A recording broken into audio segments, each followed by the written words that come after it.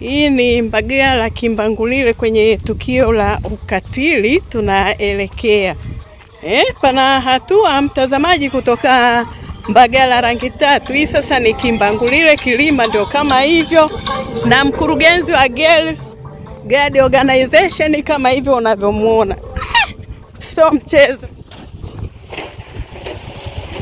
Sio mchezo huku.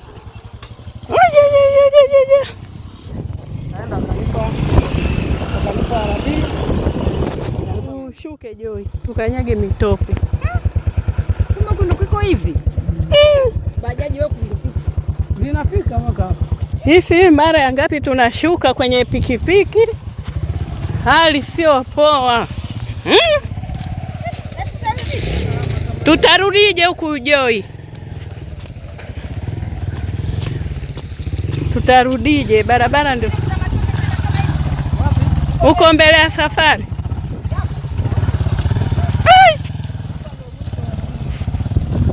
Lakini kidaraja hicho kama vipi tutembee kwa mguu? Tuvuke tu kwa mguu.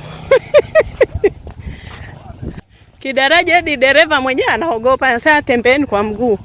Ngoja tukifikie tukione. Mbagala Kimbangulile Goloka, si ndio? Ndugu yangu sio mchezo. Kazi za kijamii hizi.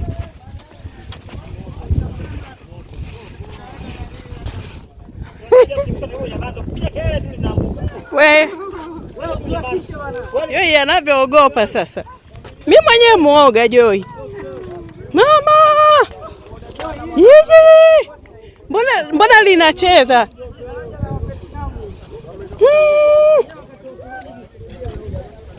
Kurudi Joy, tutafute njia nyingine. Hapana, silitaki tena hili. Kwanza linacheza. Joy, utarudia huko.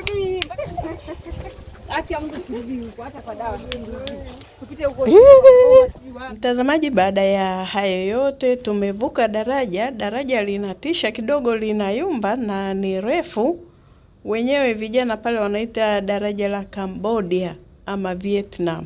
Baada ya kulivuka lile, imetulazimu kumtafuta mwenyeji wetu ambaye ndio huyo dada, na akawa yuko serikali ya mtaa. Pana mwendo tena, ikatulazimu kuchukua pikipiki nyingine kuelekea huko alipo. Na moja kwa moja tumemfikia hapa serikali ya mtaa Goloka B Toangoma, ni wilaya ya Temeke.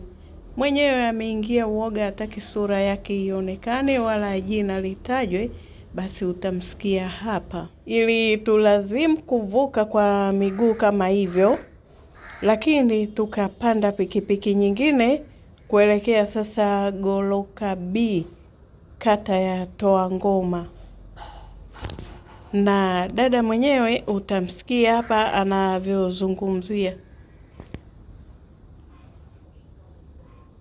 Na tumefanikiwa kufika serikali ya mtaa, na hapa sasa utamsikia huyu dada ambaye hakutaka jina lake litajwe wala sura yake ionekane, lakini utamsikia anayozungumza. Lakini pia kitu kingine, nyumba mmejenga wote, nyumba mmejenga wote, hiyo yote watu wanahitaji kujua. Kwa hiyo wewe tuadisie sisi hapa kwa ajili ya tuangalie haki yako sasa. Useme wewe ni mkazi wa wapi? Mkazi wa wapi? Yes, karibu. Mimi ni mkazi wa Goloka. Jina lako utakitaje? Sawa, endelea. Mimi ni mkazi wa Goloka. Hiyo Goloka iko wapi? Goloka B. Ile mliposhuka iko Mbagala. Kata ya Toangoma. Kwa hiyo mimi na huyu mwanaume alinipenda nikiwa mazingira ya kazini. Ulikuwa unafanya kazi wapi? Nilikuwa nafanya kazi Mnazi Mmoja, msikiti wa Manyema pale pembeni yake kidogo. Huyu mwanaume alikuwa alinipenda kupitia pale. Kumbe alipokuwa anakuja ni mteja pale, hatimaye aliulizia tabia zangu. Alipoulizia tabia zangu akaambiwa yuko vizuri huyu dada na anajishughulisha hapa. Wakasema ndio anajishughulisha hapa. Sawa, siku ya siku mimi natoka pale, nilikuwa mimi, kuna dada moja niwataje jina. anaitwa Mama Mu, anaitwa Fatuma. Na kuna mkaka mvulana alikuwa anafanya mle ndani kazi, tuka watu na mimi 4. Tunapita maeneo pale Mnazi Mmoja, tushatoka sasa hapo kazini. Mwaka 2019. Kwa hiyo wewe umeishi naye kuanzia 2019? Kuanzia 2019. Haya, baada ya hapo sasa labda alikutongoza tayari, mlienda kuishi vipi? Kwa sababu kwanza mimi naonana naye nilimwambia mimi nina watoto 2, halafu mimi ndo baba, mimi ndio mama.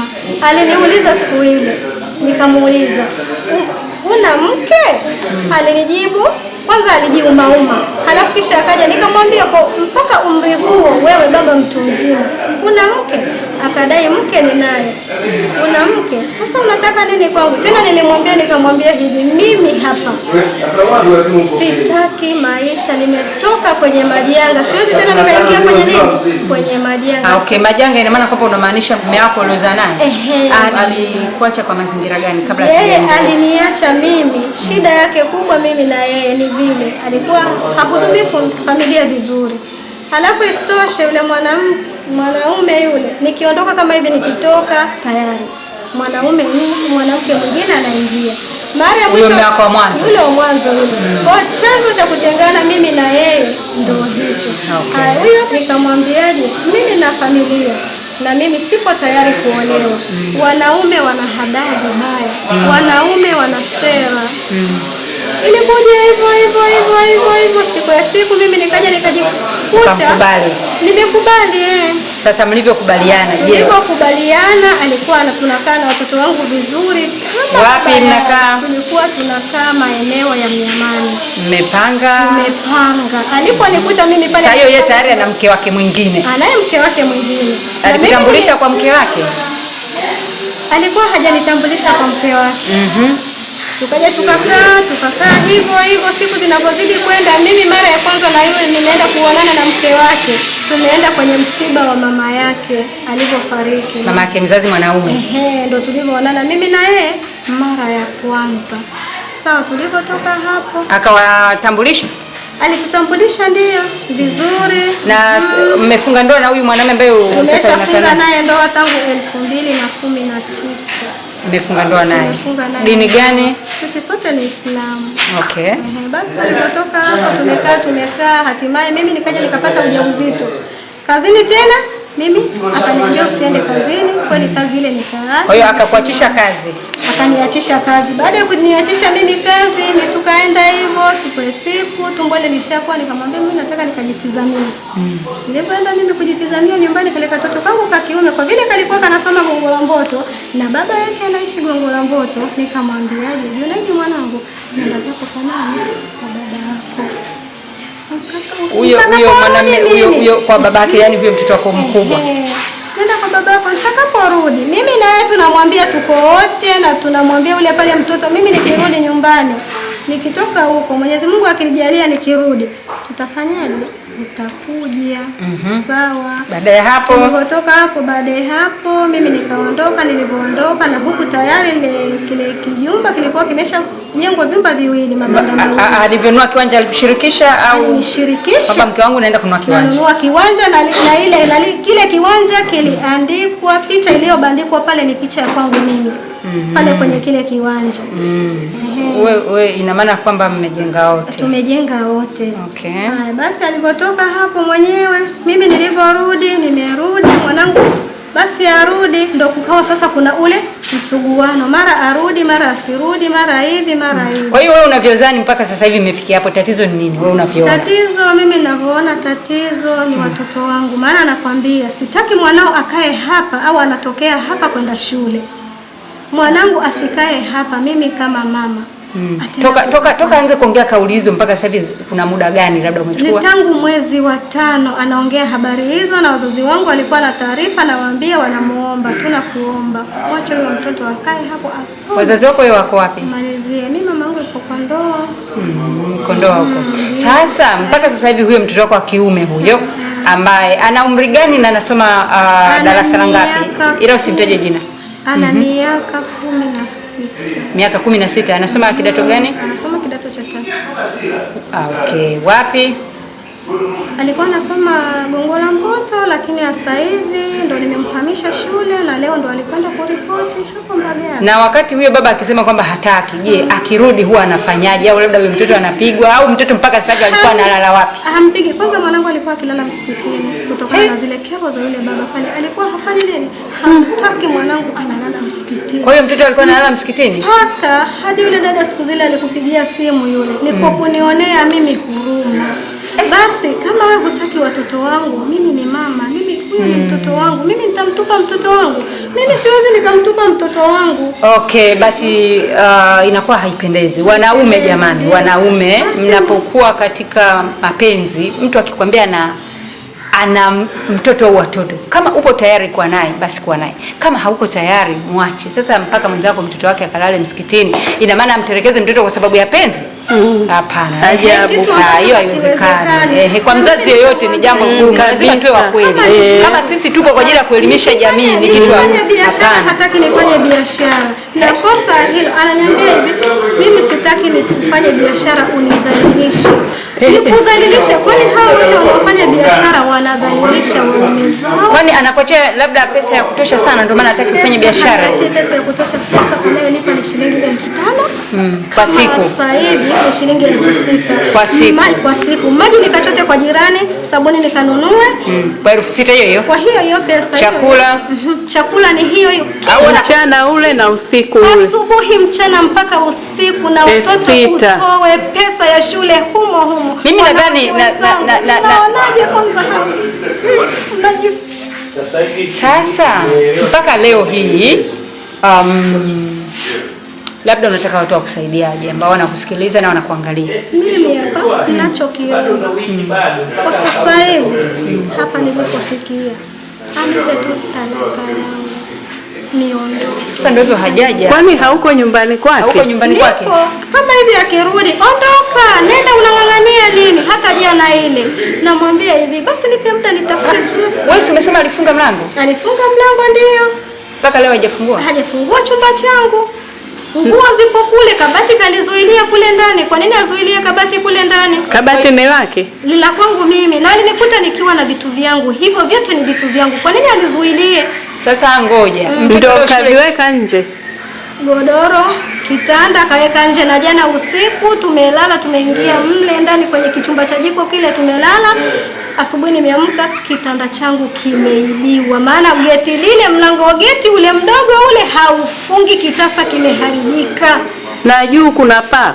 Juu pale sebleni hakuna paa. Kwa mvua ikija basi ndio hivyo tunaroa. Na sasa kuna vitu mimi hapa nataka nitambue. Wewe umeniambia kwamba mtoto wako anasoma. Na leo mtoto ameendaje shule? Leo kaenda shule. Leo kaenda shule kwa sababu suruali nilishamshonea suruali. Vitu vyote process. Kwanza mwanangu kwa bahati aliyoipata mwalimu wake ndo alimuunganisha na mwalimu hapo. Kwa mimi nilipokwenda pale hata sijasumbuka bure, isipokuwa niligharamia tu zile gharama zile za pale shule. Kwa jana ile mimi nilienda kufuata shule.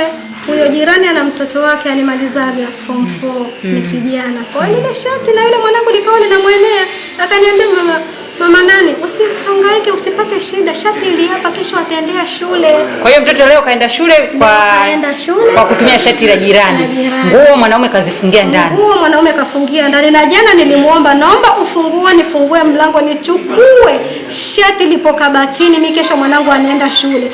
Akadai sitaki mwanao awe anatokea hapa anakwenda shule. Nyie kama wanawake wenzangu mnanisaidiaje mimi mwanamke? Mimi sitaki kitu chake chochote, ila ninachokitaka anipe tu talaka yangu.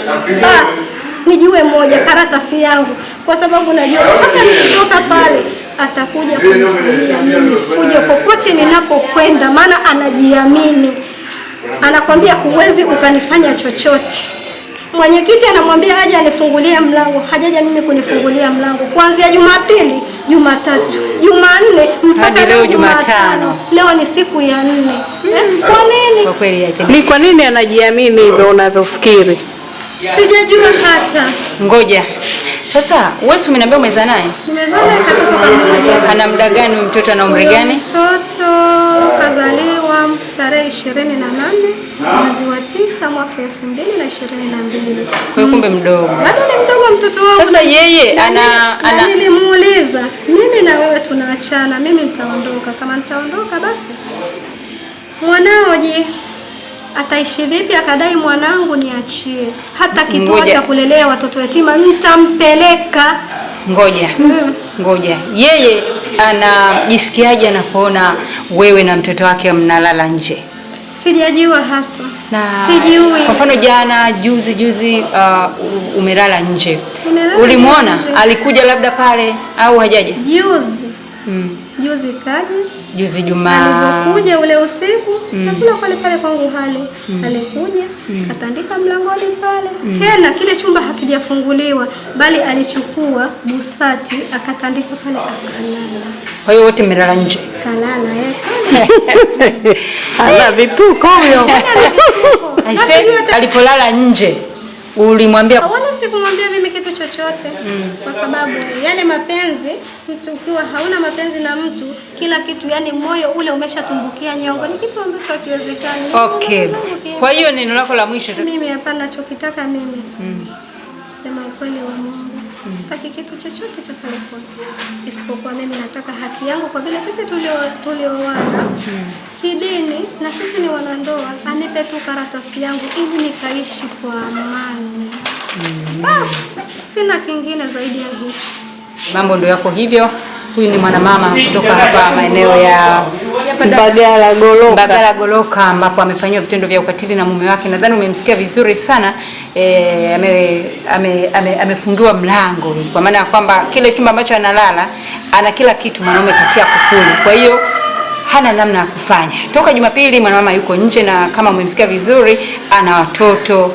Lakini pia mbaya zaidi yule mtoto ambaye leo shule zimefunguliwa, basi imemlazimu kwenda kuazima shati kwa jirani ili mtoto aweze kwenda shule. Lakini mwanamume anajigamba, anasema kwamba yeye hawezi kufanya chochote. Basi msikilizaji, nina imani unacho cha kuweza kumwambia huyu dada. Basi labda kama kuna mtu ambaye anataka kukupa msaada aidha wa kisheria aweze una simu? Namba ngapi? Ili msaada wa kisheria, kama kuna mtu ambaye anaweza kukutolea msaada wa kisheria, basi aweze kukusaidia kuhakikisha kwamba huo mlango unafunguliwa, kwa sababu sasa kufungiwa mlango toka Jumapili unakaa nje na watoto inakuwaje hapa? Basi ngoja tuangalie namba ya simu. Na ina maana mnalala nje, hakuna mlango. Kuna mlango hapo mnapolala? Pale mageti, pale pamewekwa kama hivi. Ila juu hakuna paa, madirisha yapo, mabati yapo, lakini geti halifungi. Kwa hiyo mnalala kwenye mkeka au? Tunalala kwenye godoro, alitoa godoro. Na ndio kitanda unasema kishasekwa. Kimeshaibiwa. Msikilizaji, toa maoni yako. Mwizi kajuaje kama pale kulikuwa na kitanda, kama sio njama za kumrostisha mwenzie, kumrudisha nyuma kimaendeleo. Rejea kwanza. Haya msikilizaji, nimerejea tena kuongea na mwanamama hapa ambaye amefanywa vitendo vya ukatili maeneo ya Mbagala, Goloka, Twangoma, Temeke. Hapa ndo tumekuja huku leo. Watu wa Temeke mko wapi? Hatukutaka kutaja jina lake kwa sababu hataki. Na ndio maana hata ukiangalia video ameweza kufunikwa kwa sababu mwingine hapendi kabisa kuanikwa kwenye TV. Basi msikilizaji, nina imani una ushauri wowote au kama unaweza kumpa msaada wote wa kisheria, basi unaweza ukampigia. Lakini nikwambie tu ukweli ni kwamba kibaya zaidi kitanda ndo hicho kishaibwa jamani, na yeye ndo ana watoto watatu, ni mama wa watoto watatu, lakini mwanamume anamkimbiza. Kwa hiyo wanasheria, basi mtusaidie, kwa sababu kama umemsikia vizuri mwanadada anakuambia kwamba walianzia nyumba ya kupanga mpaka wameenda kujenga hiyo nyumba, kiwanja kina picha yake, lakini sasa mwisho wa siku mwanamume anamkimbiza, inakuwa haipendezi. Na ndio maana tunasema kila siku, wanaume mnapoacha wanawake zenu, basi fuateni taratibu, lakini sio kumnyanyasa mtu. Huo ni ukatili. Sasa hivi kipindi hiki ni cha baridi. Sasa na mtoto mdogo naye analala nje, kweli inawezekana? Ndio maana tunasema ugomvi wenu wazazi msiwahusishe watoto, lakini huyu baba amemhusisha. Basi msikilizaji, nataka tumpigie baba mwenyewe hapa naye tumsikilize kwa upande wake yeye anasemaje. Kumbuka hapa tuko katika serikali za mtaa hapa, serikali za mtaa Mbagala, Golokabi. Tuko Golokabi hapa. Tuko live msikilizaji. Basi nitarejea kuhakikisha tukimpata yule baba tunaongea naye, basi tuweze kujua. Neno lako la mwisho. Mimi sina cha kuongea. Kwa nini huna cha kuongea jamani? Watu wanakusikiliza, wanakuangalia. Wananisikiliza kweli, wananiangalia kweli, lakini mimi changamoto ninazozipitia huenda kuna wengine wenzangu hawapitii changamoto kama hizo. Kwa hiyo wataweza wakaniona mimi ni mwanamke wa ovyo, mwanamke nisiojielewa, mwanamke nisiokuwa na nini, lakini maji yakifika mtu shingoni hayamezeki. Okay. Una wito gani kwa wanawake wa ndoa wanaoishi kwenye ndoa? Kweli wavumilie tu. Basi hayo ndio maneno ya mwanamama huyu ambaye yupo nje, yani mwanaume amefunga chumba kile ambacho alikuwa analala. Unajua nayo sometimes inakuwa haipendezi.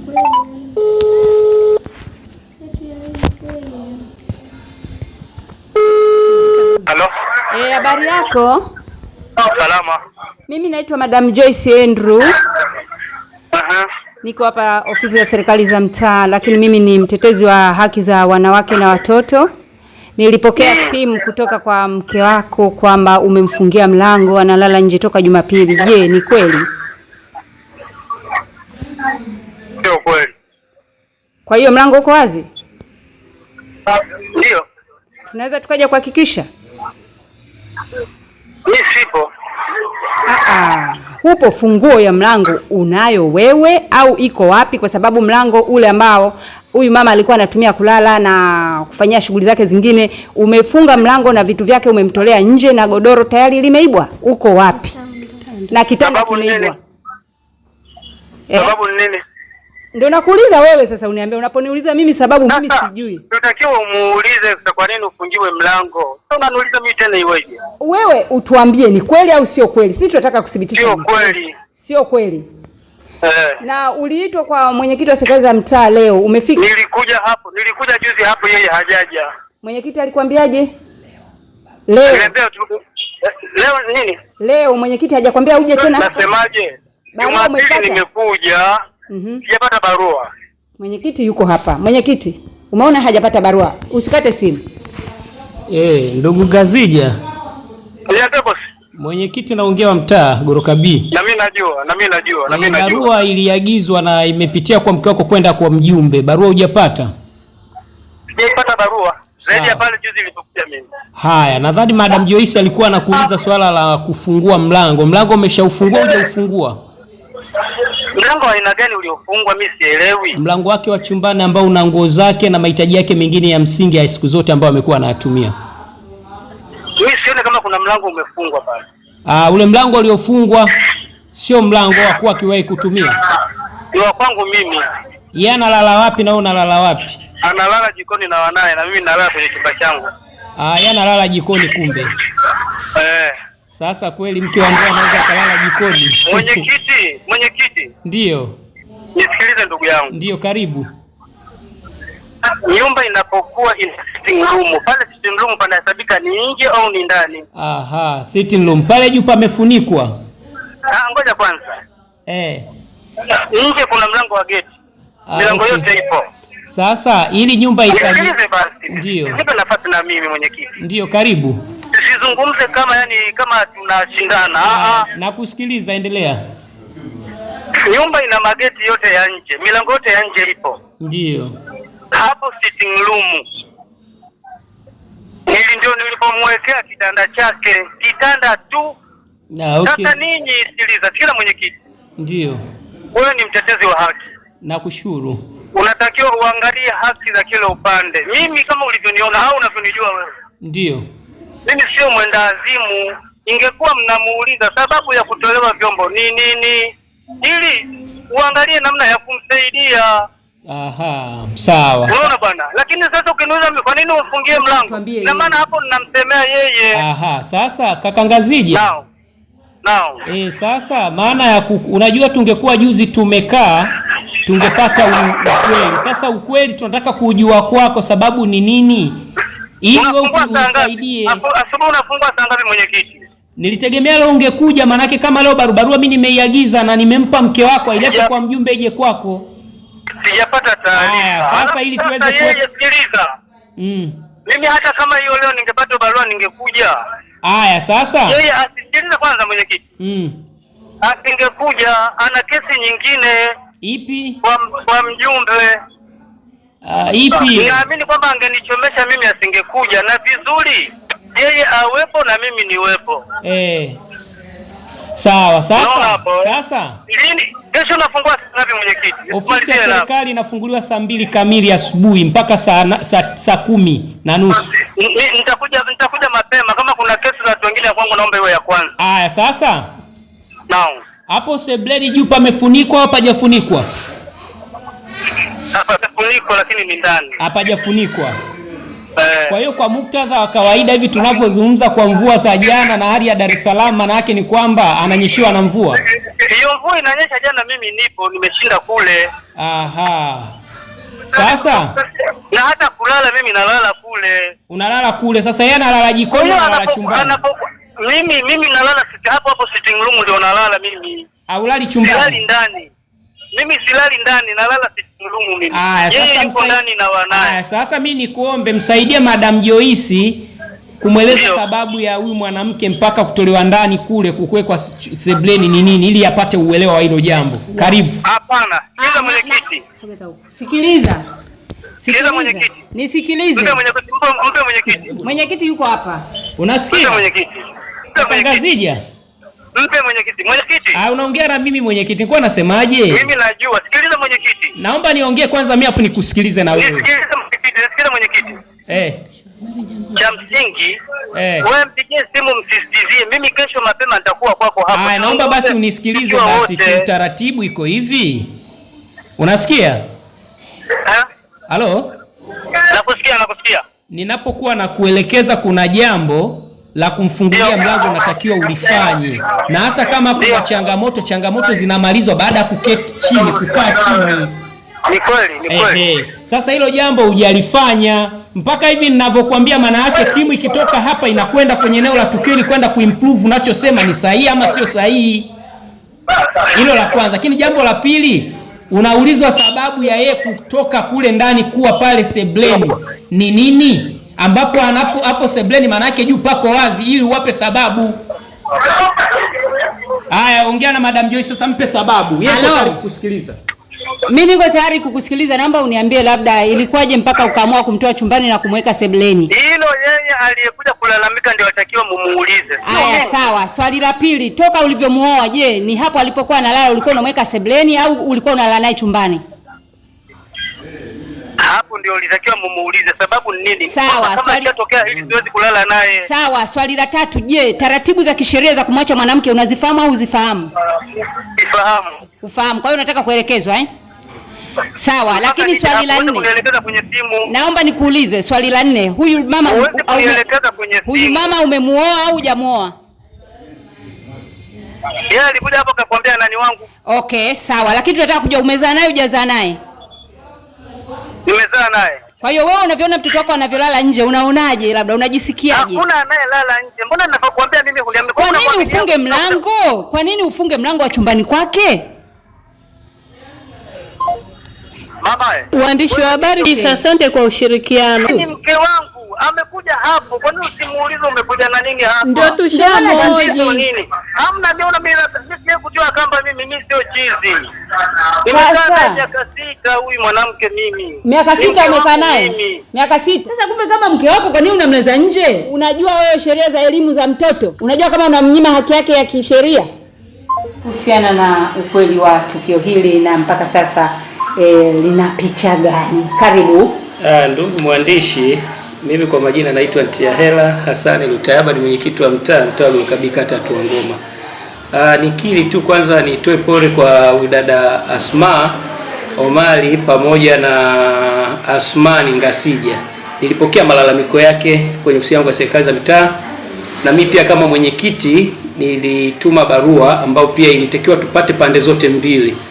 Lakini kutokana na jitihada za kiofisi kupata upande mmoja, upande wa pili nao pia ilishindikana. Kwa nini ilishindikana? Ni nadhani ndani yake kuna kiburi cha upande wa mwanaume, kwa sababu mwanaume alitakiwa aje leo saa 2 asubuhi kama ambavyo barua yetu na ni utaratibu wetu wa serikali za mitaa unatutaka. Inapotokea kuna malalamiko, ili uweze kupata kubalance upande wa pili, basi unamuita na upande mwingine ili uweze kuwasikiliza kimwisho wa siku, kwa sababu tuna yale mamlaka ya kusuluhisha na pale tunapoona tatizo sasa lile la jinai, basi litapelekwa polisi, lile la nani litapelekwa mahakamani, kama ambavyo mamlaka ya serikali za mitaa anakuwa anatutaka kimatakwa. Tushughulike kwa kufuata misingi ya haki lakini na usawa na kutengeneza ustawi wa watu. Okay, ulijaribu kumpigia simu labda kama mna namba yake? Nilimpigia simu kwa hii ya leo hakuweza kurespond. Ila isipokuwa tu kitu ambacho kinanisikitisha na ambacho nasikitika.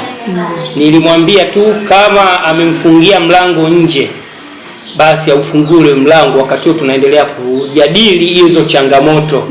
Kuwa na changamoto bado hakumfanyi mtu kumtengenezea ukatili wa kijinsia, kwa sababu kila mwanadamu ni sawa na haki ambayo anatakiwa atendewe, basi anatendewa haki zake, kwa sababu hata maandiko anatuambia tokea kuachana mtu naachana naye kwa wema, kwa sababu kama ambavyo mhitaji kwa wazazi wake. Sasa nitumie wito wangu kwa wananchi wa Gorukabii, ukatili wa kijinsia tunaukatana, tunaukemea kama ambavyo ni maelekezo ya Daktari Samia Suluhu Hassan, Rais wa Jamhuri ya Muungano wa Tanzania, kwa sababu anatengeneza ustawi wa watu, maadili ya watu, kuthamini watu na kuthamini taifa lake.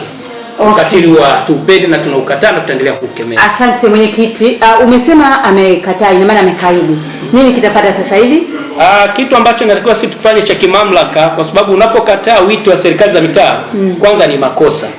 Sasa nitamwandikia barua ya kwenda kwenye dawati, lakini na pia zile mamlaka za kutokukaidi wito wa pia tutaendelea nazo kama taratibu za serikali za mitaa zinavyotutaka.